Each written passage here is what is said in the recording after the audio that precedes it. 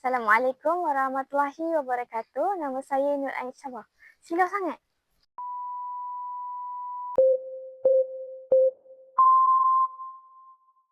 Assalamualaikum warahmatullahi wabarakatuh. Nama saya Nur Ain Syamira binti Zakaria. Saya dulu bersekolah di SMPA Datuk Haji Abbas dan Alhamdulillah saya mendapat keputusan yang cemerlang dalam SPM iaitu mendapat 7A dan 4B. Seterusnya saya mempunyai 4 orang adik-beradik dan saya merupakan anak yang bongsu iaitu anak terakhir daripada adik-beradik tersebut. Seterusnya harapan saya sebagai seorang guru ialah saya ingin menjadi seorang guru yang berkaliber dan dapat mendidik anak murid menguasai pelbagai kemahiran.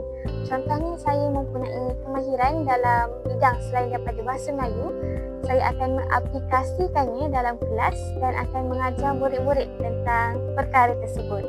Terusnya berkenaan subjek literasi bahasa ini, saya ingin mengetahui bagaimana subjek ini mengajar saya untuk mengaplikasikannya di dalam bilik darjah. Contohnya fokus kepada murid-murid yang mempunyai masalah dari segi bahasa. Contohnya dari segi menulis dan membaca.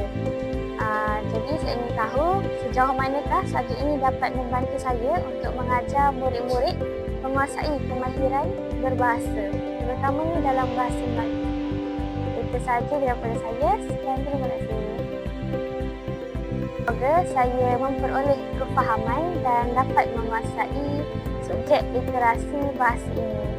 Itu sahaja daripada saya. Sekian, terima kasih. Bye-bye.